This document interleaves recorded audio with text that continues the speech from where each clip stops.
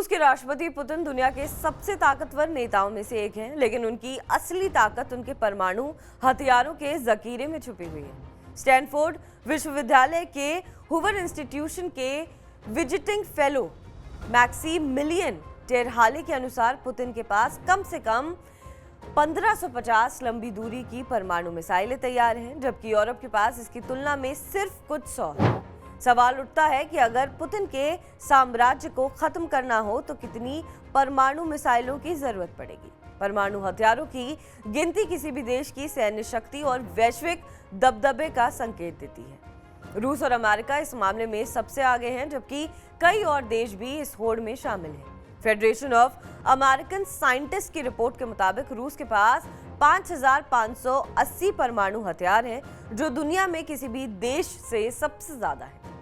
America के पास 5044 nuclear हथियारों के साथ दूसरे नंबर पर आता है। बाकी देशों की स्थिति कुछ इस तरह है। चीन के पास 500, फ्रांस के पास 290, यूके के पास 255, भारत के पास 172, पाकिस्तान के पास 170। इजराइल की बात करें तो ये साफ नहीं है, मगर 90 कहा जाता है। वहीं उत्तर कोरिया के पास 28। साफ है कि रूस परमाणु शक्ति में सबसे आगे है। अगर उसे रोकना हो तो एक या दो नहीं बल्कि सैकड़ों न्यूक्लियर मिसाइलों की जरूरत होगी। यूरोप और नेटो के पास कुछ 100 परमाणु हथियार ही उपलब्ध हैं।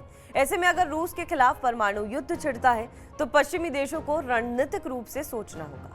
अमेरिका और नेटो के पास रूस को टक्कर देने की ताकत है, लेकिन वो सीधे टकराव से बचते हैं। रूस की परमाणु शक्ति यूक्रेन युद्ध के दौरान भी चर्चा में रही, जहां पुतिन ने कई बार परमाणु हमले की धमकी दी।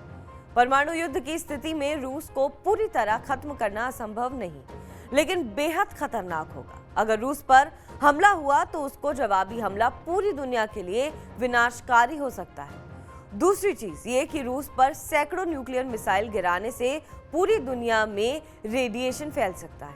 पुतिन के बाद भी रूस की सेना परमाणु हथियारों का इस्तेमाल कर सकती है। इसका सीधा मतलब है कि रूस के खिलाफ किसी भी परमाणु हमले का मतलब होगा दुनिया के लिए आत्मघाती कदम होगा। बहरहाल इस खबर पर आपका क्या कुछ कहना है, हमें कमेंट करके जरूर बताएं। बाकी देश और विदेश की तमाम बड़ी खबरों के लिए आप देखते रहें TV9 डिजिटल।